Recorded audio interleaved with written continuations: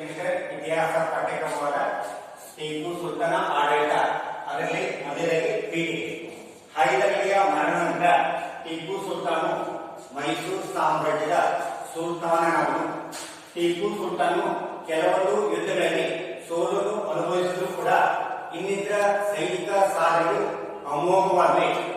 ಟಿಪ್ಪು ಸುಲ್ತಾನು ಕೇವಲ ಸೈನಿಕ ಸಾಧನೆಗಳಿಗೆ ಅಷ್ಟೇ ಅಲ್ಲದೆ ಆಡಳಿತದ ಕೇಂದ್ರ ಸರ್ಕಾರ, ರಾಜ್ಯಾಡಳಿತ, ಕಂದಾಯ, ಸೈನ್ಯ, ನ್ಯಾಯದಾನ, ಪೊಲೀಸ್, ಗೂಢಚಾರ ಪದ್ಧತಿಗೆ ಗಮನಾರ್ಹವಾದ ಸುಧಾರಣೆಗಳನ್ನು ಮಾಡಿದನು. ಟಿಪ್ಪು ಸುಲ್ತಾನು ಕೇವಲ ಆಡಳಿತ ಕ್ಷೇತ್ರಕ್ಕೆ ಅಷ್ಟೇ ಅಲ್ಲದೆ ಸಾಮಾಜಿಕ, ಆರ್ಥಿಕ, ಧಾರ್ಮಿಕ, ಸಾಹಿತ್ಯ, ಶಿಕ್ಷಣ, ಕಲೆ, ವಾಸ್ತುಶಿಲ್ಪಗಳಿಗೆ ಕೊಡುಗೆಯನ್ನು ನೀಡಿದ್ದಾನೆ. ಟಿಪ್ಪು ಸುಲ್ತಾನು ಮೈಸೂರಿನ ಹುಲಿಯೆಂದು ಪ್ರಖ್ಯಾತಿಯಾಗಿದ್ದನು. ನಂತರ ಟಿಪ್ಪು ಸುಲ್ತಾನ ಆಡಳಿತದಲ್ಲಿ ಮೊದಲಿಗೆ ಕೇಂದ್ರ ಸರ್ಕಾರದಲ್ಲಿ ಮೊದಲಿಗೆ ಸುಲ್ತಾನನಾದ ಟಿಪ್ಪು ಸುಲ್ತಾನು ಸಾಮ್ರಾಜ್ಯದ ಪ್ರಜೆಗಳನ್ನು ಒಂದೆರಡು ಘಟನೆಗಳು ಬಿಟ್ಟರೆ ಭೇದ ಭಾವ ನೀತಿಯನ್ನು ಅನುಸರಿಸುತ್ತಿಲ್ಲ. ಟಿಪ್ಪು ಸುಲ್ತಾನು ಪ್ರಜೆಗಳ ರಕ್ಷಣೆ ಮಾಡುವುದು, ಗಡಿಗಳ ರಕ್ಷಣೆ ಮಾಡುವುದು, ಶಾಂತಿ ಒಪ್ಪಂದ ಮಾಡಿಕೊಳ್ಳುವುದು ಇವೇ ಪ್ರಮುಖ ಖಾತೆಗಳನ್ನು ತಾನೇ ನಿರ್ವಹಿಸುತ್ತಿದ್ದನು.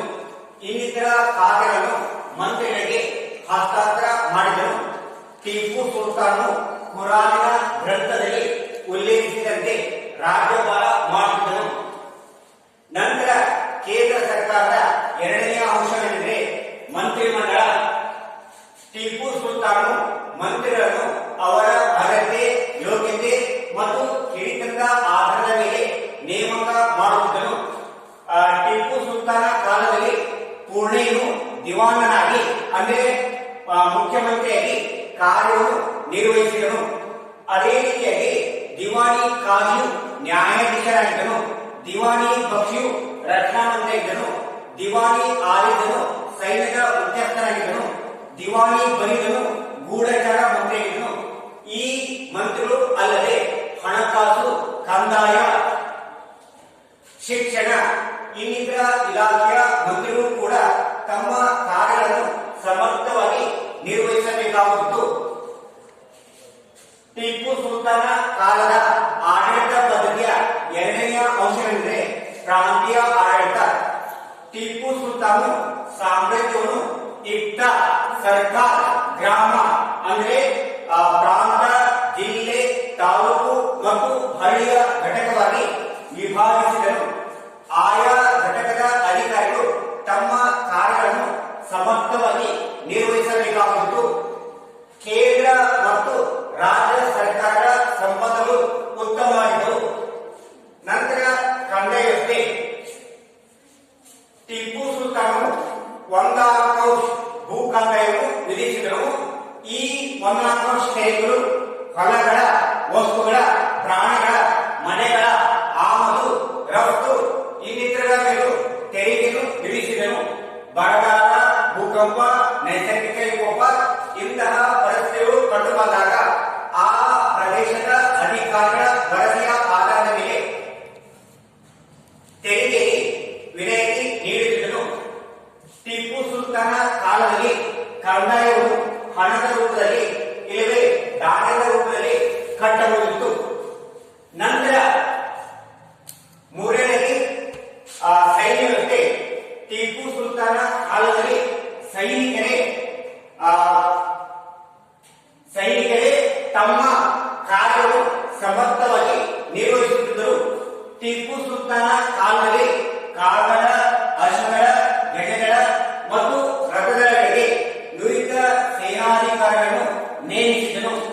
ಟಿಪ್ಪು ಸುಲ್ತಾನ ಕಾಲದಲ್ಲಿ ಸೈನಿಕರು ಗಾಯಗೊಂಡರೆ ಇಲ್ಲವೇ ಮರಣವನ್ನು ಹೊಂದಿದರೆ ಆಗ ಟಿಪ್ಪು ಸುಲ್ತಾನು ಸೈನಿಕ ಮುಖ್ಯಸ್ಥರು ಆ ಕುಟುಂಬಕ್ಕೆ ಹೋಗಿ ಸಮಾಧಾನ ಹೇಳಿ ಸರ್ಕಾರದಿಂದ ಪರಿಹಾರವನ್ನು ನೀಡಲಾಗಿತ್ತು. ಟಿಪ್ಪು ಸುಲ್ತಾನು ಬಲಿಷ್ಠವಾದ ಸೈನ್ಯವನ್ನು ಹೊಂದಿದರೆ ಹಲವು ರಾಜ್ಯಗಳನ್ನು ಗೆದ್ದುಕೊಳ್ಳಲು ಸಾಧ್ಯವಾಗಿತ್ತು. ನಂತರ ಪೊಲೀಸ್ ವ್ಯವಸ್ಥೆ. ಟಿಪ್ಪು ಸುಲ್ತಾನ ಕಾಲದಲ್ಲಿ ಸೈನಿಕರೇ ಪೊಲೀಸ್ ಕಾರ್ಯವನ್ನು ನಿರ್ವಹಿಸುತ್ತಿದ್ದರು. ಟಿಪ್ಪು ಕಾಲದಲ್ಲಿ ಪೊಲೀಸರ ಕರ್ತವ್ಯಗಳಿಗೆ ಸಾಮ್ರಾಜ್ಯದಲ್ಲಿ ಶಾಂತಿ ನೆಮ್ಮದಿ ಸುರಕ್ಷತೆಯನ್ನು ಒದಗಿಸುವುದು ಪೊಲೀಸರ ಕರ್ತವ್ಯವಿದ್ದು ಪೊಲೀಸರಿಗೆ ನ್ಯೂನತೆಗಳು ಕಂಡುಬಂದರೆ ಅಂತಹ ಪೊಲೀಸ್ ಅಧಿಕಾರಿಗಳನ್ನು ಟಿಪ್ಪು ಸುಲ್ತಾನ್ ತೆಗೆದುಹಾಕುತ್ತಿದ್ದನು. ನಂತರ ಗೂಢಚಾರ ವ್ಯವಸ್ಥೆ. ಟಿಪ್ಪು ಸುಲ್ತಾನ ಕಾಲದಲ್ಲಿ ಮಾರು ವೇಷದಲ್ಲಿ ಗೂಢಚಾರರು ಸ್ವರಾಜ್ಯದ ಅಂದರೆ ದೇಶದ ಒಳಗಡೆ ಹೊರಗಡೆ ಯಾವ ರೀತಿಯ ಪರಿಸ್ಥಿತಿಯು ಕಂಡುಬರಲಾಗಿದೆ ಎಂಬ ವಿಷಯವನ್ನು ಸಂಬಂಧಪಟ್ಟ ಅಧಿಕಾರಿಗಳಿಗೆ ಮತ್ತು ಟಿಪ್ಪು ಸುಲ್ತಾನ್ಗೆ ವರದಿಯನ್ನು ಸಲ್ಲಿಸಬೇಕಿತ್ತು. ಈ ಘಟಕದ ಗೂಢಚಾರಿ ನ್ಯೂನತೆಗಳು ಕಂಡುಬಂದರೆ ಅಂತಹ ಗೂಢಚಾರನು ಟಿಪ್ಪು ಸುಲ್ತಾನ್ ತೆಗೆದುಹಾಕುತ್ತಿದ್ದನು. ನಂತರ ನ್ಯಾಯದಾನ ವ್ಯವಸ್ಥೆ. ಟಿಪ್ಪು ಸುಲ್ತಾನ ಕಾಲದಲ್ಲಿ ಹಳ್ಳಿ, ತಾಲೂಕು, ಜಿಲ್ಲೆ, ಪ್ರಾಂತೀಯ ಆಯಾ ಘಟಕದ ನ್ಯಾಯಾಧೀಶರು ಸಮಸ್ಯೆಗಳನ್ನು ಅಥವಾ ಜಗಳಗಳನ್ನು ಬಗೆಹರಿಸಬೇಕಿತ್ತು. ಈ ಘಟಕದ ನ್ಯಾಯಾಧೀಶರು ಸಮಸ್ಯೆಗಳನ್ನು ಬಗೆಹರಿಸಲು ಸಾಧ್ಯವಾಗುತ್ತದೆ. ಕೊನೆಗೆ ಟಿಪ್ಪು ಸುಲ್ತಾನ್ ನ್ಯಾಯದಾನ ಮಾಡುತ್ತಿದ್ದನು. ಟಿಪ್ಪು ಸುಲ್ತಾನ್ ನ್ಯಾಯದಾನ ಮಾಡುವಾಗ ತಾರತಮ್ಯ ನೀತಿಯನ್ನು ಅನುಸರಿಸುತ್ತಿಲ್ಲ. ವ್ಯಕ್ತಿಯ ಅಪರಾಧದ ಆಧಾರದ ಮೇಲೆ ಅಂದರೆ ಸಣ್ಣ ಪುಟ್ಟ ತಪ್ಪುಗಳ ಮಾಡಿದರೆ ಬಲಿ ಹಾಕುವುದು, ಕೆಡಿಯಿಟ್ಟು ದಂಡಿಸುವುದು, ಕೆಲವು ವರ್ಷಗಳವರೆಗೆ ಜೈಲಿನ ಶಿಕ್ಷೆಯನ್ನು ವಿಧಿಸಲಾಗುವುದು. ಯಾರನ್ನಾದರೂ ಕೊಲೆ ಮಾಡಿದರೆ ರಾಜದ್ರೋಹ ಕೆಲಸಕ್ಕೆ ಎಸಗಿದರೆ ಅಂತಹ ಅಪರಾಧಿಗಳಿಗೆ ಮರಣದಂಡನೆ ಇಲ್ಲವೇ ಗಡಿಪಾರು ಶಿಕ್ಷೆಯನ್ನು ವಿಧಿಸಲಾಗುವುದು. ನಂತರ ಆಡಳಿತದ ಕೊನೆಯ ಪ್ರಮುಖ ಅಂಶವೆಂದರೆ ಸಾರ್ವಜನಿಕ ಕಾರ್ಯಗಳು. ಟಿಪ್ಪು ಸುಲ್ತಾನ್ ರೈತರಿಗೆ, ಉದ್ಯಮಿಗಳಿಗೆ ಮತ್ತು ಉಪ ಕಸುಬುದಾರರಿಗೆ ಬೇಕಾದ ಎಲ್ಲ ರೀತಿಯ ಸವಲತ್ತುಗಳನ್ನು ಒದಗಿಸಿದನು. ಟಿಪ್ಪು ಸುಲ್ತಾನ್ ಪ್ರಮುಖ ಸ್ಥಳಗಳಲ್ಲಿ ಶಿಕ್ಷಣದ ಕೇಂದ್ರಗಳನ್ನು, ವಿಶ್ರಾಂತಿ ಗೃಹಗಳನ್ನು, ಗ್ರಂಥಾಲಯಗಳನ್ನು ಕಟ್ಟಿಸಿದನು.